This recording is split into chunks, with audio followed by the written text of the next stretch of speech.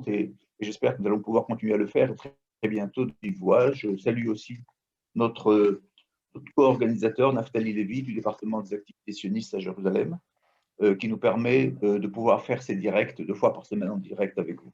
Voilà, aujourd'hui, nous avons une actualité très particulière. C'est un sujet que nous n'avons quasiment pas traité et pourtant, c'est le sujet, peut-être un des sujets qui nous préoccupe le plus. Et pour ça, nous avons le plaisir de recevoir le professeur Cyril Cohen de l'Université. Alors, Cyril, un monsieur dont si je devais donner les titres, ça prendrait une grande partie de l'émission. C'est pour ça que nous avons chargé Yael Toledano.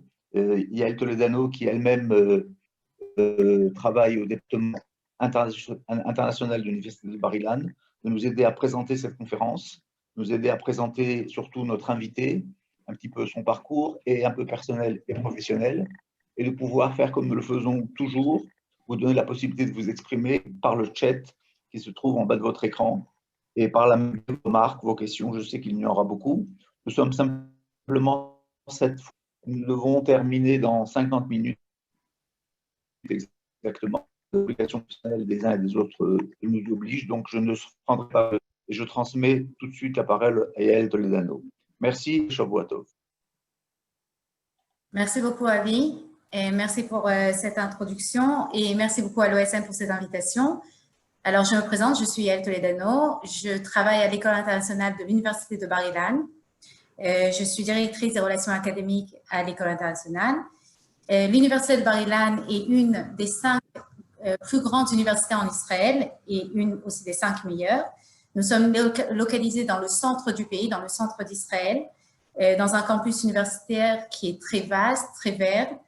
Nous avons 8 facultés, 42 départements d'études, près de 23 000 étudiants, dont 900 étudiants venus de par le monde entier, de Chine, de l'Inde, des États-Unis, de l'Angleterre et de la France, bien sûr.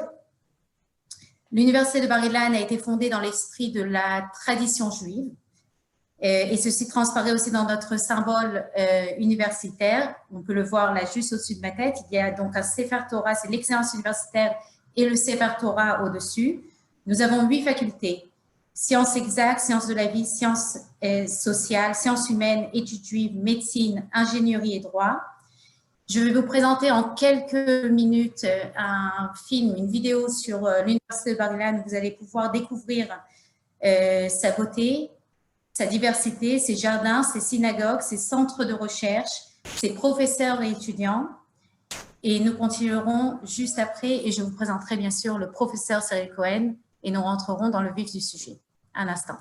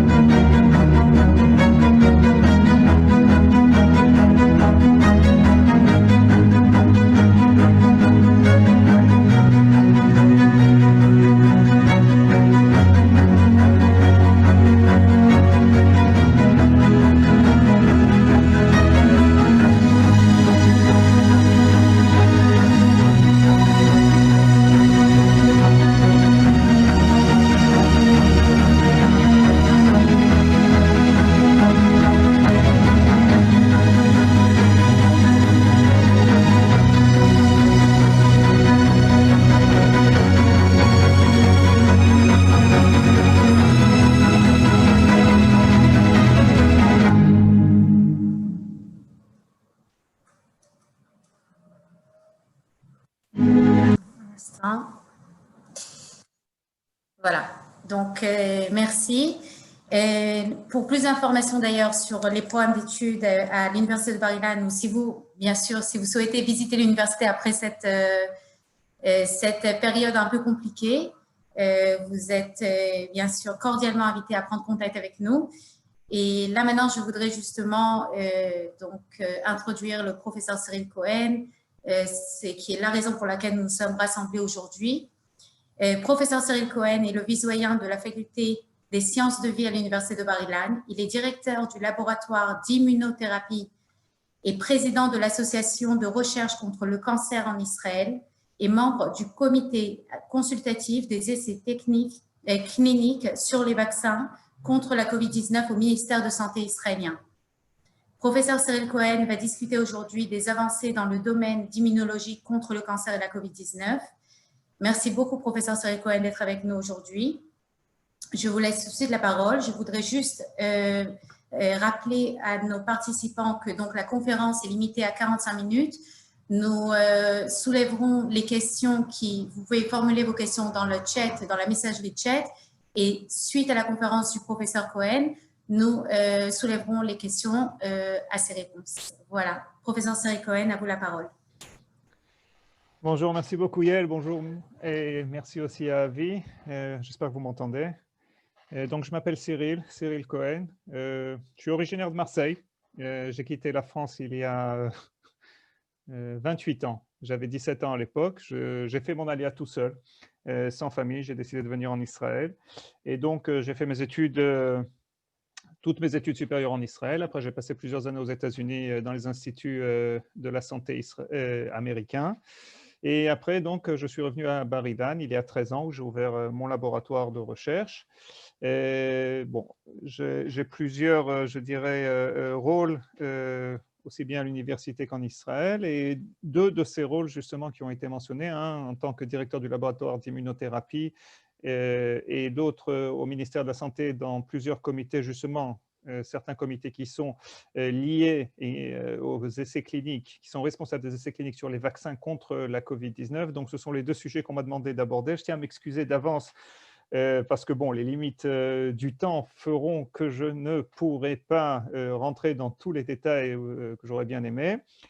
Et bon, vous pouvez me suivre sur Facebook si vous voulez. Je mets souvent mes interviews et d'autres informations sur Facebook. Je vous enverrai le lien.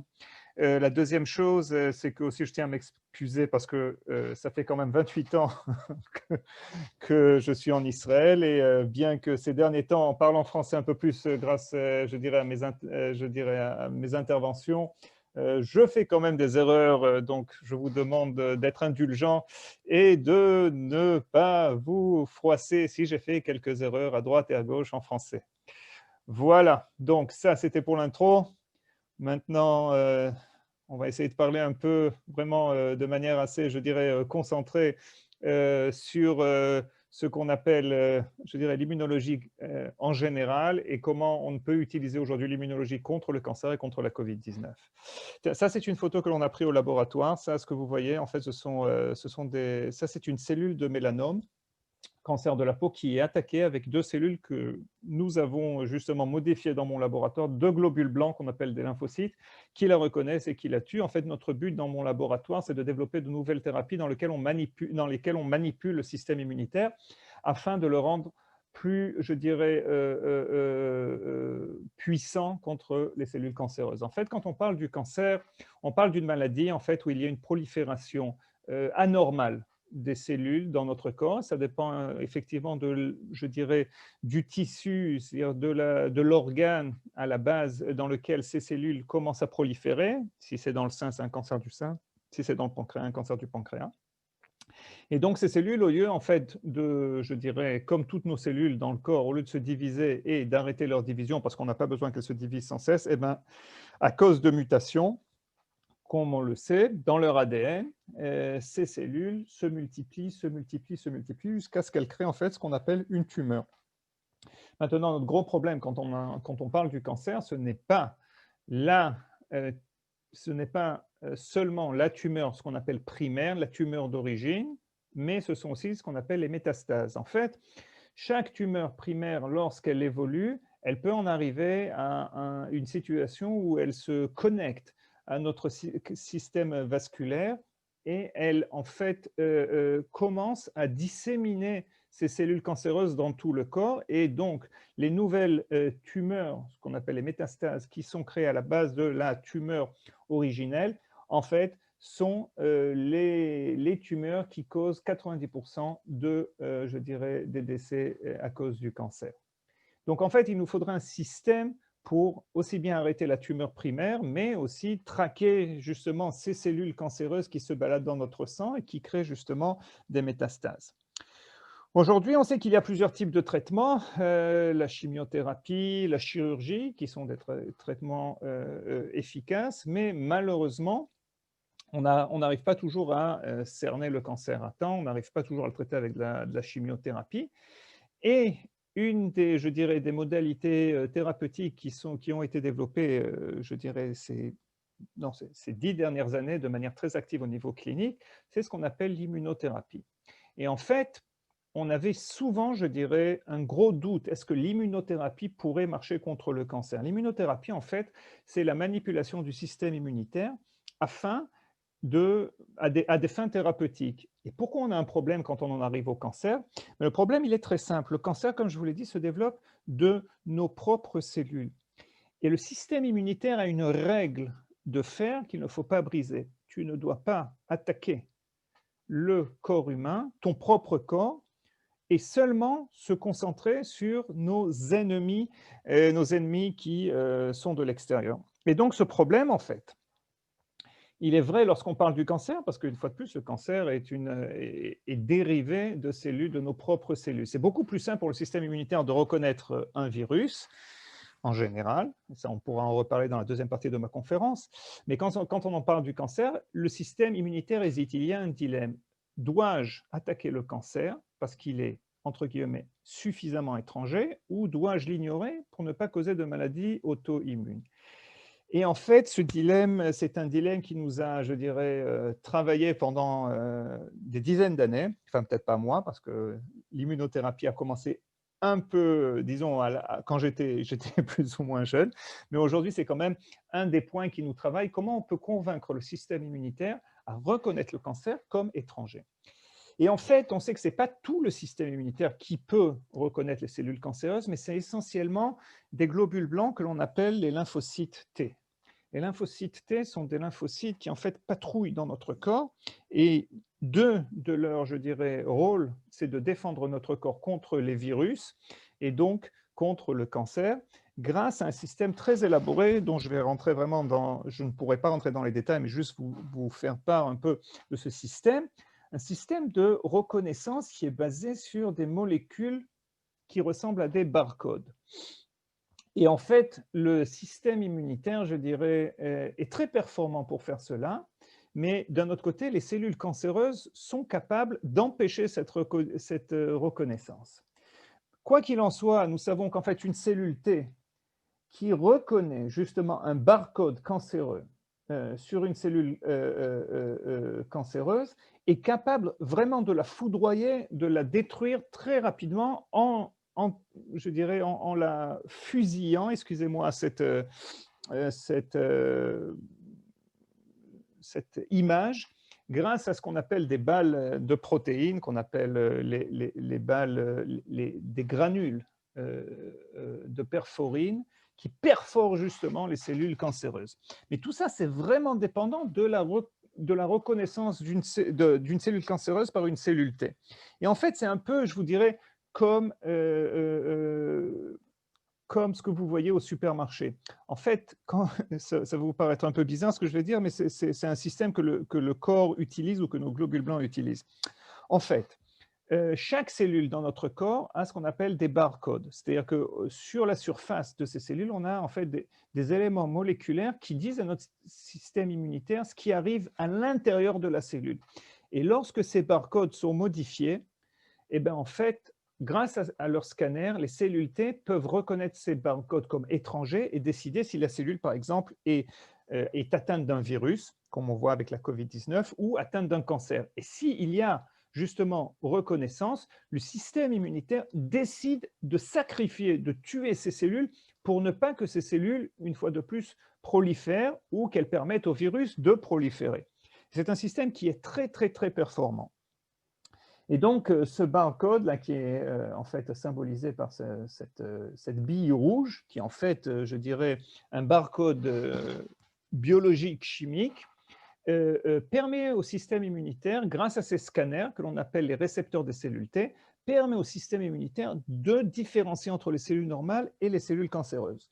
Seul problème, c'est que même s'il y a une reconnaissance, le système immunitaire, quelquefois, est inhibé à cause, je dirais, d'une action qui est produite par les cellules cancéreuses. Et ça ressemble un peu à une voiture. En fait, si vous voulez, la reconnaissance du barcode, c'est comme lorsque l'on démarre le moteur de la voiture. Mais d'un autre côté, pour que notre système immunitaire avance, pour que notre système immunitaire soit performant, il faut appuyer sur la pédale de l'accélérateur. Et d'un autre côté, on sait que les cellules cancéreuses appuient sur la pédale justement des freins. Pourquoi cette pédale existe? Nous et d'autres confrères l'avons montré récemment. Nous avons besoin en fait de temporiser l'action du système immunitaire pour que le système immunitaire ne se déchaîne pas. Un système immunitaire qui n'est pas contrôlé peut détruire le corps humain en quelques heures.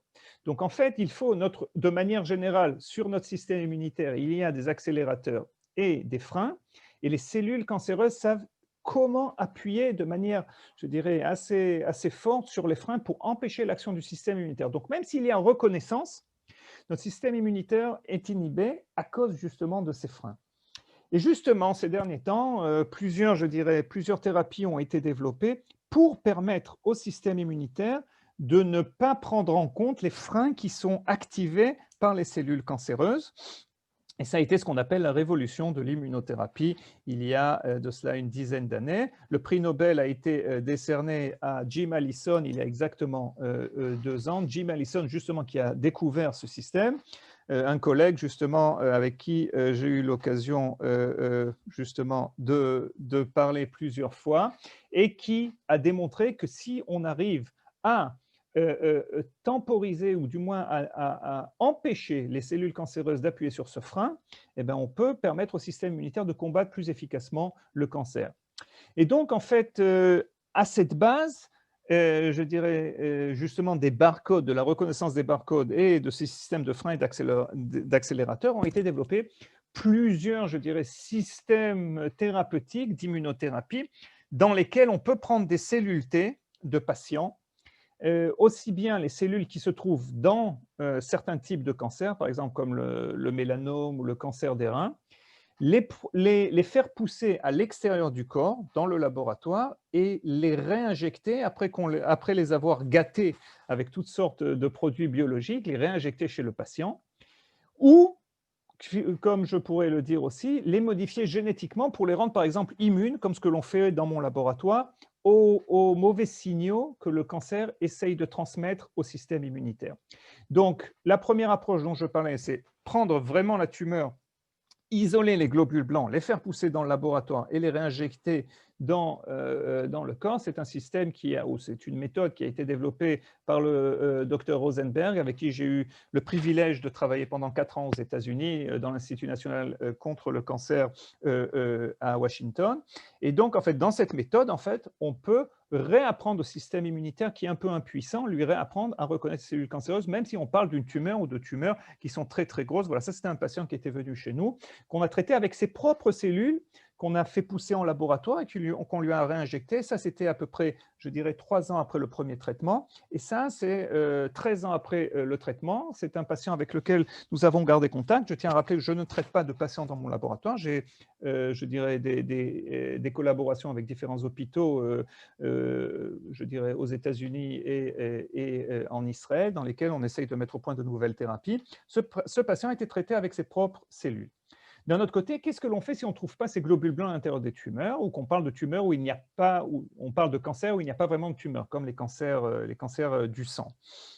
Ce que l'on peut faire, c'est en fait leur donner de nouvelles lunettes à nos globules blancs pour leur apprendre à reconnaître de nouveaux scanners, pour reconnaître justement les barcodes qui sont propres aux cellules cancéreuses. Et ça, c'est un travail que l'on fait depuis plusieurs années. Ce n'est pas notre travail, mais c'est la première personne, une jeune fille de 11 ans qui a été traitée avec ce système il y a de cela à peu près 8 ans, 9 ans. Et vous voyez, aujourd'hui, ça a été la première personne qui a été sauvée grâce à ce système de thérapie génique des cellules, des globules blancs, de ces globules blancs, qui aujourd'hui lui permettent à cette jeune fille de reconnaître son type de cancer et de l'éliminer avant qu'il se présente. Et cette personne a été sauvée, et ce n'est pas la seule. Aujourd'hui, ce sont des médicaments qui sont approuvés aussi bien en France qu'en Israël, aux États-Unis et de par le monde, des médicaments où en fait on fait de la thérapie génique, de la thérapie génétique qui sauve des vies tous les jours. Et nous-mêmes, nous sommes en train de développer une nouvelle thérapie génétique en Israël, avec, comme je vous le montrerai dans quelques secondes, avec l'hôpital d'Hadassah, où nous avons justement découvert un nouveau moyen de rediriger le système immunitaire contre le myélome multiple. Donc, en fait, la mission de mon laboratoire à l'université de Bar-Ilan, c'est justement de développer, d'étudier, de développer de nouvelles stratégies qui nous permettent de modifier le système immunitaire des patients avec le cancer, avec des molécules que l'on produit dans mon laboratoire pour générer, améliorer sa fonction contre le cancer et aussi contre les virus. Donc, nous avons énormément d'activités dans mon laboratoire. J'ai vraiment des étudiants très assidus. Je vous montrerai la photo, évidemment, parce que c'est eux qui font tout le boulot. Et vraiment, je suis admiratif de leur travail. Ce que l'on fait, en fait, dans mon laboratoire, c'est qu'on travaille sur plusieurs, je dirais, plusieurs pôles d'action, justement, où au centre, on a le système immunitaire. Donc, on crée au niveau moléculaire de nouveaux, je dirais, scanners qui n'existent pas. On les modifie de manière artificielle pour en fait donner de meilleures lunettes, en fait des loupes à nos globules blancs pour qu'ils puissent reconnaître de manière très performante le système immunitaire, les cellules cancéreuses. Là, justement, on a développé une nouvelle thérapie. Ça, ce sont des essais qu'on a fait chez les souris qui nous ont montré que la thérapie que l'on a développée, en fait, arrive à réduire et traquer les cellules cancéreuses, justement. Ce sont des cellules cancéreuses humaines que l'on introduit chez une souris très particulière. On prend un système immunitaire aussi humain que l'on modifie dans mon laboratoire, on met tout ça dans une souris, juste avant d'aller chez les patients, pour vérifier si notre thérapie marche. Et comme vous le voyez, ça c'est la ligne grise, on a réussi à détruire en fait toutes ces cellules cancéreuses qu'il y avait chez la souris. Ce sont des cellules cancéreuses qu'on a prises chez un patient. Et justement, aujourd'hui, je dirais peut-être pas aujourd'hui, mais d'ici quelques semaines, on espère même avant la fin du mois, nous allons commencer, Bezrat Hashem, si Dieu veut, des essais cliniques chez les patients avec une thérapie qui a pris quand même plusieurs années à développer dans mon laboratoire, en collaboration avec le professeur Paulina Stepensky à l'hôpital Hadassah et le professeur Mouchi, avec lequel on va justement développer, on a développé cette thérapie et on va traiter les patients avec le myélome multiple. Ce qu'il faut dire, c'est que ça prend beaucoup de temps. Vous savez, on peut parler de jolis concepts aujourd'hui, mais une fois de plus, ça nous prend beaucoup de temps pour les faire et mon laboratoire est totalement dédié à cela. Nous travaillons aussi sur d'autres types de cancers pour isoler, pour comprendre en fait comment à la base le système immunitaire échoue dans sa, je dirais, dans sa reconnaissance des cellules cancéreuses et justement pallier à ça. Nous avons justement développé une autre méthode, et ça je le dirais vraiment en quelques mots.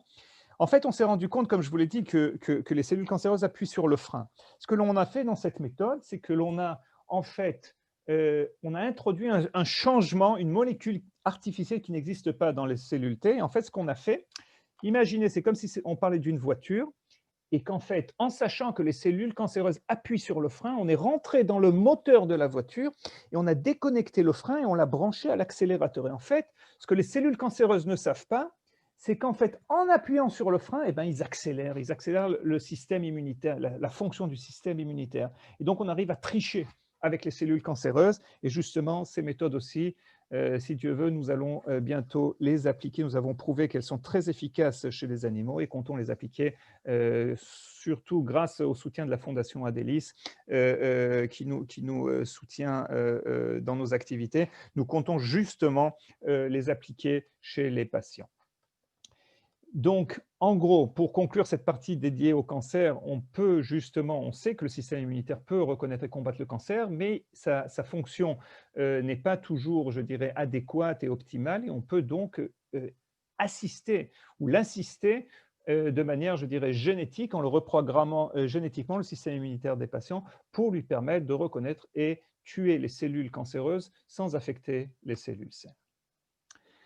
Je passe donc à la deuxième partie de cette conférence en parlant justement de la Covid-19 et des avancées que l'on a. Aujourd'hui, vous savez qu'Israël est le leader au niveau de la vaccination, grâce à Dieu, ça aussi. Et je tiens à expliquer un peu en fait ce que l'on sait aujourd'hui et comment nous envisageons plus ou moins le futur proche. En fait, je vous ramène il y a un an exactement, lorsque les premiers cas d'une pneumonie un peu bizarre sont apparus en Chine.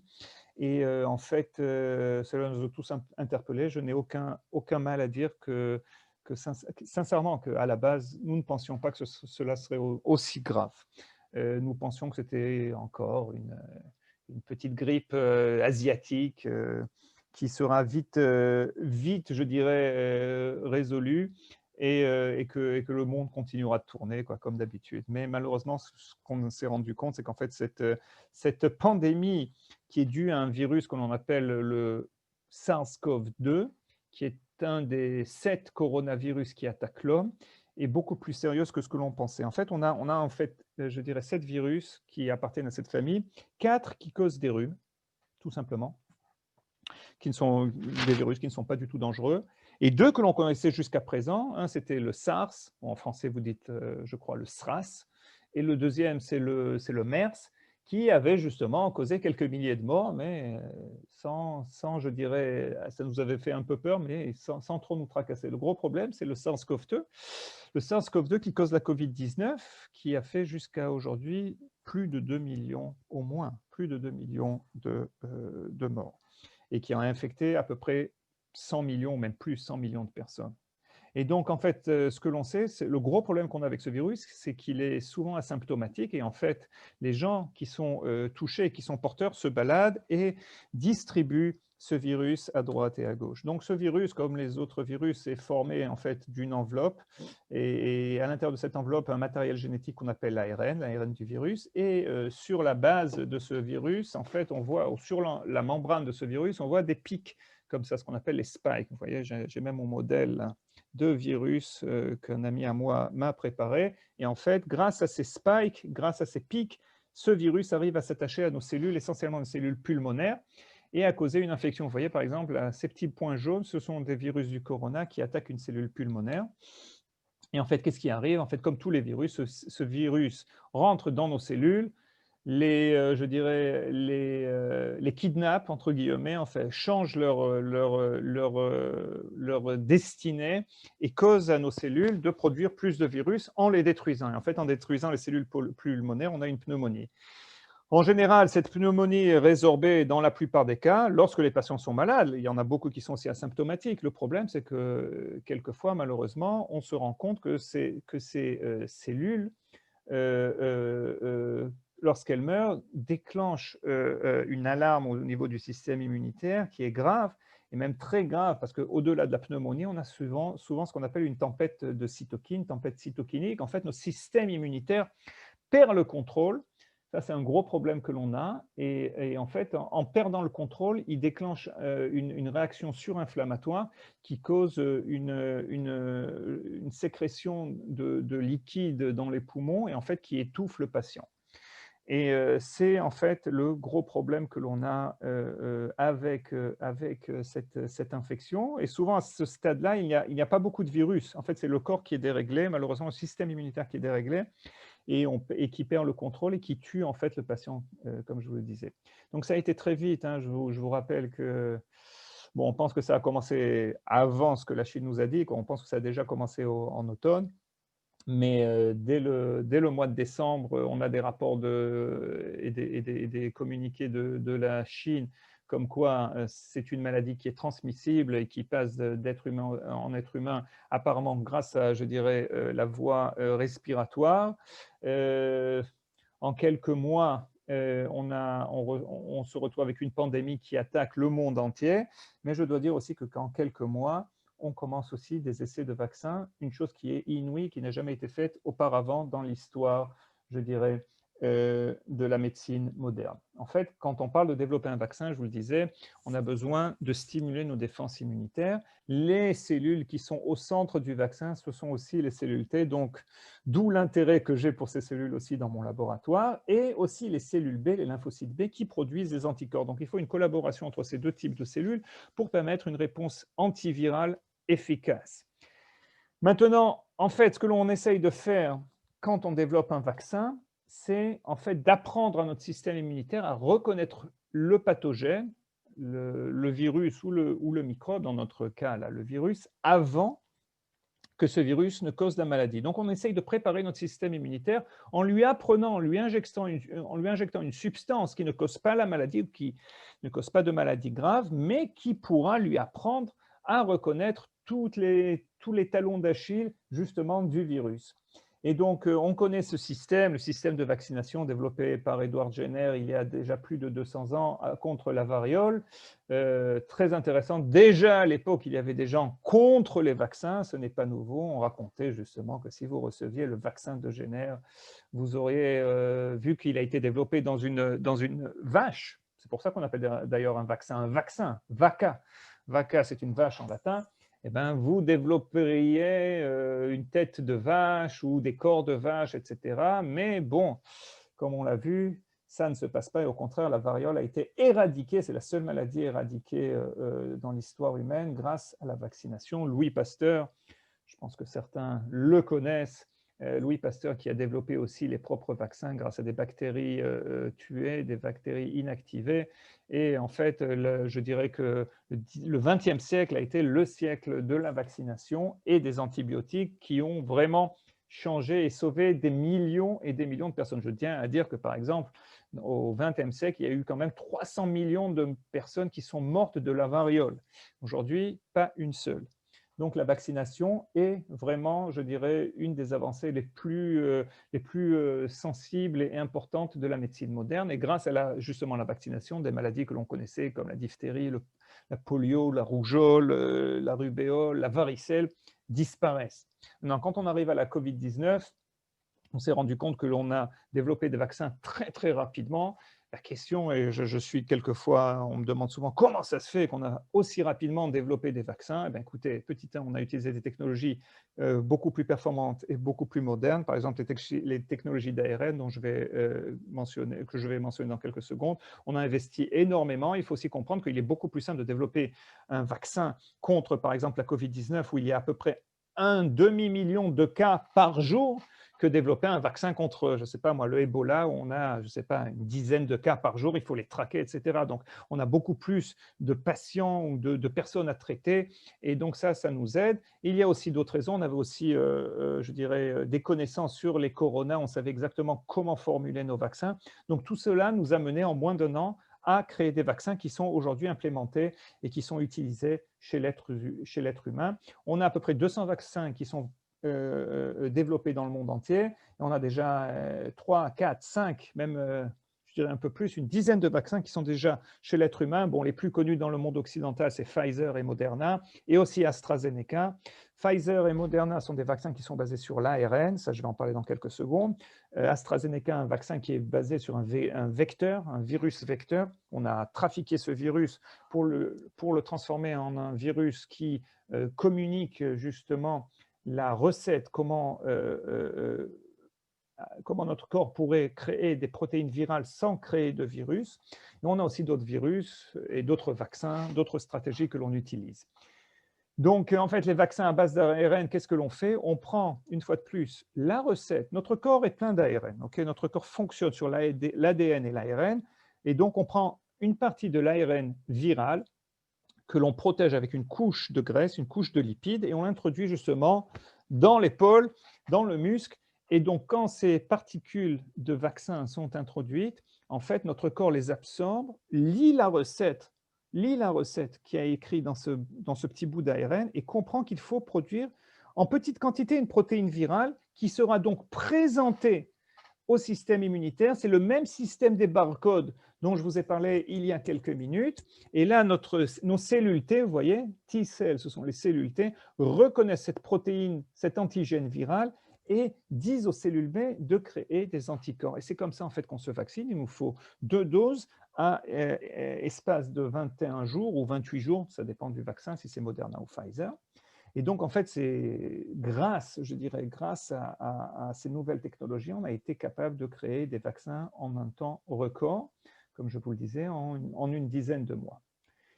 Et nous avons aussi en Israël, je fais membre du comité consultatif qui s'en occupe aussi des vaccins que nous développons, parce que nous voulons être indépendants au niveau de notre production de vaccins, bien que nous avons nos accords avec Pfizer et Moderna. Et justement, nous développons notre vaccin qui est basé sur un virus inoffensif sur lequel on a greffé une protéine, justement la protéine du pic, la spike, la protéine de la corona. Et donc, on l'a greffé justement sur ce vaccin inoffensif et cet essai clinique est en phase numéro 2 et nous espérons bientôt avoir tous les résultats pour continuer à la dernière phase qui s'appelle la phase 3. Donc, Israël aussi fait partie de la compétition internationale pour trouver des vaccins. Une fois de plus, Israël s'est adapté très rapidement à la logistique des vaccins de Pfizer et de Moderna qui demandent une température de congélation de moins 70 ou moins 20 degrés.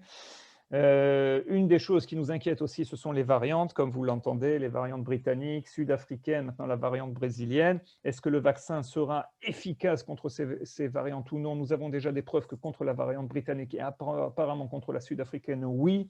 Contre la brésilienne qui vient juste d'apparaître il y a quelques jours, justement, c'est en train d'être testé. Je pense que nous aurons les réponses d'ici 2 à 3 semaines. Mais quoi qu'il en soit, mieux vaut vacciner, si vous me demandez mon avis, que de ne pas vacciner. J'ai entendu plusieurs avis, même quelquefois en France. Ça me fait sourire quand j'entends ces avis. Bon, ben, on va attendre, on va voir ce qui va arriver, puis après, on décidera. Écoutez, si vous avez un traitement, vous le testez, vous n'attendez pas. Ça, c'est mon point de vue, parce que chaque jour qui passe, ce sont des morts, et nous avons déjà en Israël les preuves que le vaccin marche. Okay, même si ça fait 1 mois que l'on a vacciné, avec justement l'arrivée de ces vaccins, je t'ai interviewé à la télévision israélienne lorsque ces vaccins sont arrivés, nous voyons le Premier ministre ici, le Premier ministre Benjamin Netanyahu qui a donné l'exemple le 19 décembre, il y a déjà 1 mois, et qui s'est fait vacciner le premier, il a déjà reçu la 2e dose, et aujourd'hui en Israël, on vaccine à un très gros rythme.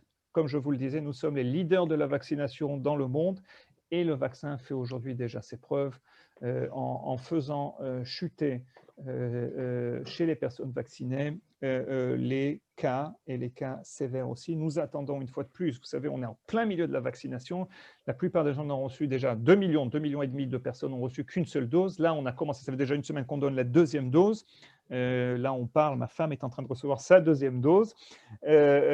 Donc, en Israël, on vaccine et on vaccine très rapidement. Et j'espère sincèrement qu'on sera, je dirais, on sera en meilleure posture. Vous savez, c'est une guerre qu'on est en train de combattre dans le monde entier et j'espère qu'on va gagner cette bataille et puis après la guerre. Je tiens tout d'abord à vous remercier. Je tiens à remercier évidemment l'Université de Bar-Ilan. Je tiens à remercier nos sources de financement au laboratoire parce que c'est très important pour notre activité et tout particulièrement la Fondation Adélis qui nous soutient. Je tiens à remercier nos collaborateurs en Israël, aux États-Unis, en Angleterre, en Allemagne et aussi tous mes étudiants dans le passé et aujourd'hui, tous mes étudiants qui vraiment travaillent sans cesse lorsque moi je fais le marrant quand je donne mes conférences et mes interviews à la télévision et ici avec vous aujourd'hui. Donc, je tiens vraiment à vous remercier et si vous avez quelques questions, je vais essayer d'y répondre. Merci pour tout. Bonne journée et préservez-vous. La santé, c'est le plus important. Voilà. Merci beaucoup, professeur Cyril Cohen, pour cette présentation qui était très fascinante et très intéressante. Et nous invitons nos participants à cette conférence à poser vos questions à travers le chat, dans la messagerie chat, et nous soulèverons ces questions auprès du professeur Cyril Cohen. Professeur Cohen, nous avons une première question de Laure qui demande est-ce que tous les cancers avec tumeur pourront être traités avec le même mode de traitement que vous avez décrit dans la première partie de votre conférence? Non, la réponse est non et je vais vous expliquer pourquoi. Parce que, en fait, ce qui arrive, c'est que chaque cancer réagit un peu différemment au système immunitaire. Nous avons des cancers, par exemple, comme le cancer du pancréas, qui ne laissent pas le système immunitaire pénétrer. C'est-à-dire que même si le système immunitaire avait un moyen de reconnaître justement les cellules cancéreuses, par exemple comme les cellules du pancréas, eh ben, ils ne peuvent pas le faire parce qu'en fait, le cancer... Là, j'entends un peu du bruit.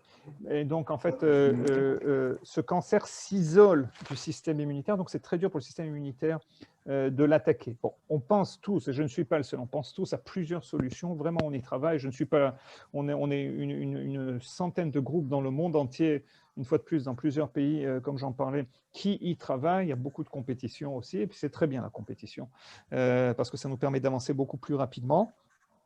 Donc, non, on ne peut pas tout miser sur ce type de traitement, mais une fois de plus, nous apprenons et d'un autre côté, nous avons par exemple des données comme quoi, dans certains cancers, comme certains lymphomes des cellules B, ce type de traitement est vraiment, je dirais, révolutionnaire, ça a été approuvé, on voit 90% des patients qui réagissent à ce type de traitement, donc ça dépend vraiment du traitement, du type de cancer.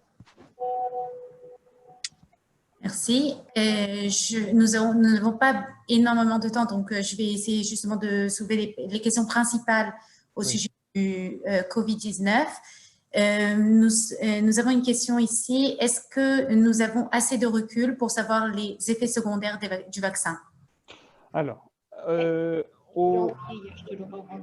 dirais comme ça. Oui. Au niveau des effets secondaires, les effets secondaires à court terme, on les connaît et nous avons suffisamment de recul, surtout en Israël aujourd'hui, avec un quart de la population qui a été vaccinée. Et ce sont en général des effets bénins. Lorsqu'on parle de fièvre, je dirais de douleur aussi de l'injection. Les effets à long terme, nous ne les connaissons pas en ce qui concerne ce vaccin, c'est la vérité. Nous avons à peu près 1 an de recul parce que Moderna et Pfizer ont commencé leurs essais cliniques au mois de mars dernier à peu près. Donc nous avons à ce niveau-là, nous avons des données, mais nous avons aussi des données d'autres vaccins basés sur les vaccins de l'ARN qui ont, ça fait à peu près 4 ans qu'ils sont donnés. Nous n'avons jamais vu d'effets secondaires à long terme problématiques. Maintenant, une fois de plus, personne ne peut se prononcer sur les effets secondaires justement des vaccins à long terme parce que le temps n'est pas passé, c'est vrai. Ça ne veut pas dire que la vaccination ne sera pas efficace, ça ne veut pas dire que la vaccination ne sera pas justement, je dirais, avec ou sans effets secondaires. Nous ne le savons pas, c'est vrai, mais d'un autre côté, il faut penser à l'alternative. Petit 1, nous savons très bien ce que la maladie peut faire, et peut faire surtout chez les personnes au-delà de l'âge de 50-60 ans. Petit 2, nous ne savons pas non plus quels sont les effets secondaires de la maladie à long terme. Nous sommes en train de les apprendre. Nous nous rendons compte qu'entre 10 et 20% des cas, il y a des séquelles qui durent et qui durent. Il y a certains, je dirais justement, articles scientifiques qui parlent de choses même plus graves. Donc, une fois de plus, ce n'est pas une situation idéale. Il faut je dirais, faire le choix. Chacun doit faire son choix. Est-ce qu'on se fait vacciner ou est-ce qu'on attend? Très bien, merci. Et nous avons une question ici. Est-ce qu'il est possible de faire une première injection d'un certain vaccin et une deuxième injection, c'est-à-dire le deuxième vaccin avec une autre sorte de vaccin? Comme donc, par exemple, le premier Pfizer et le deuxième Moderna. Donc, Pfizer et Moderna, justement, je m'exprimais ce matin là-dessus.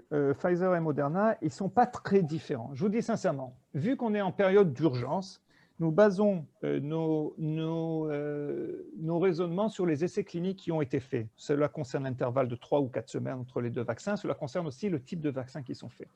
Il est très dur pour moi de vous dire ce qui va arriver. Théoriquement, une fois de plus, sans m'engager, je peux dire que Pfizer et Moderna, utilisant pratiquement la même technique, je ne m'attends pas à de problèmes. Ou, une fois de plus, ce n'est pas la recommandation primaire. Hein. Je veux dire, on vous dit il faut rester avec les mêmes types de vaccins. Mais bon, si Je sais que certains organismes, je ne sais pas exactement quelle est la position de la France parce qu'ils changent un peu leur position de temps en temps. Je peux vous parler aussi, par exemple, de l'Angleterre qui a décidé peut-être de donner Pfizer et AstraZeneca. Ça, par exemple, je ne le ferai pas en Israël parce que nous ne savons pas comment comparer ces deux types de vaccins. On sait par exemple qu'avec AstraZeneca, on a de meilleurs résultats si on donne une dose et demie que si on donne 2 doses. Donc, si vous faites Pfizer et AstraZeneca, qu'est-ce que ça veut dire? C'est une dose et demie, c'est 2 doses, c'est 3 doses ou c'est une demi-dose? Ça, on ne le sait pas.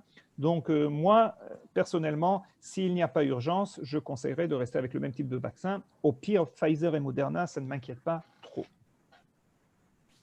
Ilan Abitbol demande pourquoi continuer à développer alors de nouveaux vaccins si on en a déjà 2 qui marchent et qui fonctionnent déjà? Quel est l'intérêt? Oui, petit 1, on ne sait pas combien de temps ils vont fonctionner. Il se peut très bien que les vaccins d'ARN donnent une protection d'1 an ou d'1 an et demi, alors que d'autres vaccins donneraient une protection de 5 ans ou de 10 ans. On sait aussi qu'il y a des variantes. Il se peut que d'autres types de vaccins soient plus protecteurs concernant les variantes que d'autres. Donc ça aussi, une fois de plus, on n'a pas suffisamment de recul. Donc, il faut comprendre, vous savez, on est scientifique, on a beaucoup de moyens, mais on n'est pas, je dirais, comment ça se dit ça, clairvoyant ou prédicteur. Non, on n'est pas des voyants, on ne sait pas ce qui va arriver, on se base sur des faits. Et donc, à ce niveau-là, nous essayons justement d'apprendre. Et vous savez, on apprend vraiment très rapidement, mais une fois de plus, le temps doit passer pour que l'on puisse tirer nos conclusions. Donc, on se prépare quand même à toute éventualité et on continue avec la production d'autres vaccins. Et que pensez-vous du délai de vaccination? En France, là maintenant, on parle justement peut-être d'avancer le délai pour pouvoir vacciner plus de personnes. Qu'en pensez-vous? Une fois de plus, c'est très dur pour moi de dire cela sans faits scientifiques et sans études scientifiques. Ce que l'on fait, en fait, c'est qu'on se base sur des données partielles. Moi, je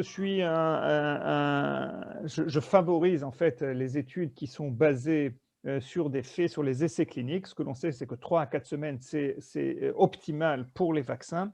Il est possible que 6 semaines, ça soit aussi très bien, peut-être mieux, mais on est déjà à 95%. C'est-à-dire que quel pourcentage pourrez-vous atteindre si vous attendez plus? Donc, je ne pense pas qu'on fera mieux. Maintenant, le risque, c'est toujours on va faire pire. Et donc, est-ce que pire, ça va être 50%, 60%, 80%, 90%? Ça, je ne le sais pas.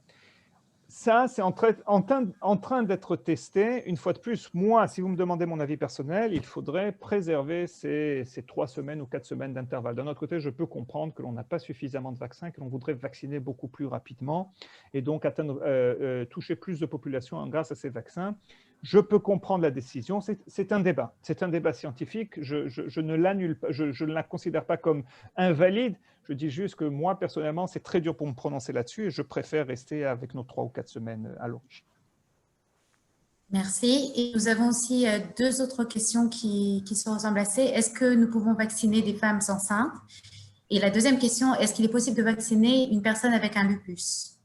Oui, donc femmes enceintes. Donc les femmes enceintes n'ont pas été incluses dans les essais cliniques qui ont été faits. Aujourd'hui, dans certains pays, on inclut les femmes enceintes. En Israël, il n'y a pas d'interdiction aujourd'hui. Au départ, on en avait une, mais aujourd'hui, il n'y a pas d'interdiction pour justement vacciner les femmes enceintes. En fait, ce qui arrive, c'est que nous savons que la fréquence de la maladie chez les femmes enceintes n'est pas plus haute que chez les femmes du même âge qui ne sont pas enceintes, mais malheureusement, il y a plus de séquelles et plus de problèmes. Nous avons justement une personne enceinte là, de l'âge de 30 ans en Israël, justement, qui est dans un état critique aujourd'hui à cause de la Covid-19. Donc, ça, c'est une fois de plus, tout ça, ce sont des décisions personnelles. En Israël, nous n'interdisons pas. Aux États-Unis non plus. Je ne sais pas quel est le statut en France. Il se peut que les Français, étant prudents, ont décidé de ne pas le faire. Une fois de plus, c'est une décision qui est par pays. Aujourd'hui, nous n'avons pas encore suffisamment de données. Nous ne pensons pas qu'il y a de problème. Une fois de plus, je ne peux pas m'avancer trop sur ce cas-là. En ce qui concerne le lupus et les maladies auto-immunes, ça, c'est une question je crois qu'il faut en parler avec votre médecin. Aujourd'hui, il y a différents avis en ce qui concerne les maladies auto-immunes. En Israël, dans la plupart des cas des maladies auto-immunes, je ne rentre pas maintenant si c'est lupus ou Crohn ou si c'est sclérose, la sclérose en plaques, nous vaccinons. Une fois de plus, nous sommes dans un terrain, je dirais, un peu vierge à ce niveau-là. Je pense que les semaines prochaines, nous aurons beaucoup plus de données en ce qui concerne les maladies auto-immunes. Mais aujourd'hui, en Israël, dans la plupart des cas, il est permis de vacciner. Voilà. Et là, la question mystère que tout le monde se pose, qu'en est-il du vaccin israélien? Il est prévu pour quand? Ok, le vaccin israélien va bien. Il y a certaines choses que je ne peux pas dire. Je vais parler de manière générale. En fait, ce que l'on sait, c'est qu'on est en plein milieu de la phase numéro 2. Ce vaccin avance. Nous devons recruter à peu près 960 volontaires pour finir la phase numéro 2 de ce vaccin. C'est en bonne voie. Ça prend quand même un peu de temps parce qu'en fait, on a une compétition en Israël avec la vaccination normale et la vaccin dans le cadre des essais. En ce qui concerne la troisième phase, nous pensons que nous ne pourrons pas la faire en Israël. Nous devrons l'exporter, cette troisième phase. Nous devrons, après la deuxième phase, décider si on continue ou pas. Moi, je suis pour. Je pense que c'est une bonne idée de continuer parce que c'est une plateforme qui a été éprouvée déjà pour d'autres vaccins très fiables. Et je pense qu'Israël a besoin de sa capacité vaccinale indépendante. Et donc, moi, je suis tout pour. Nous attendons le résultat de la phase 2. Et je pense que d'ici Pessah, c'est-à-dire que d'ici le printemps, nous aurons plus de données. Et est-ce qu'on va continuer avec la phase 3? Et si oui, où? Ça m'étonnerait que ça sera en Israël, parce qu'en Israël, une fois de plus, on compte d'ici Pessah à ce que plus de la moitié de la population d'Israël, je dirais même 60% de la population soit déjà vaccinée selon notre rythme aujourd'hui. Donc, il nous faudra trouver d'autres endroits où le vaccin, où les gens ne sont pas vaccinés et où justement la maladie fait rage. Merci beaucoup, professeur Cohen. Il y a encore une dernière question. Nous avons la question ici d'un participant qui nous demande comment est-il possible de vous aider? Oh, c'est gentil ça. C'est très, très gentil. On peut être en contact, c'est très très gentil. Je ne sais pas quoi dire. Peut-être dans un autre forum, nous avons toujours besoin, vous savez, pour faire avancer je dirais, nos recherches, évidemment, besoin de bourses pour nos étudiants, de fonds pour nos recherches. Mais une fois de plus, je ne sais pas si c'était la question, à l'intérieur de la question, mais une fois de plus, je serais très heureux d'être en contact avec vous et de voir comment ça peut se faire. Mais une fois de plus, merci, vraiment merci, ça me touche. Merci beaucoup à vous, professeur Cohen. Nous avons énormément de remerciements aussi dans le chat, donc merci à vous tous d'avoir participé à cette conférence. Et je vous invite aussi également, nous avons une deuxième conférence en partenariat avec l'OSM, avec professeur Alice Brésis le 28 janvier sur l'économie. En période, la question sur l'économie dans le temps après Corona. Donc, je vous invite aussi à participer à cela. L'enregistrement de cette conférence vous sera envoyé et aussi sur nos réseaux sociaux Bar-Ilan, l'OSM et autres. Et je vous remercie énormément d'avoir participé. Et je remercie aussi également Yasmine et Avisana de l'Organisation sioniste mondiale. Merci beaucoup pour cette invitation. Yael, merci Cyril, c'était très intéressant. Je vous donne rendez-vous jeudi soir aussi pour une conférence sur Jabotinsky cette fois-ci.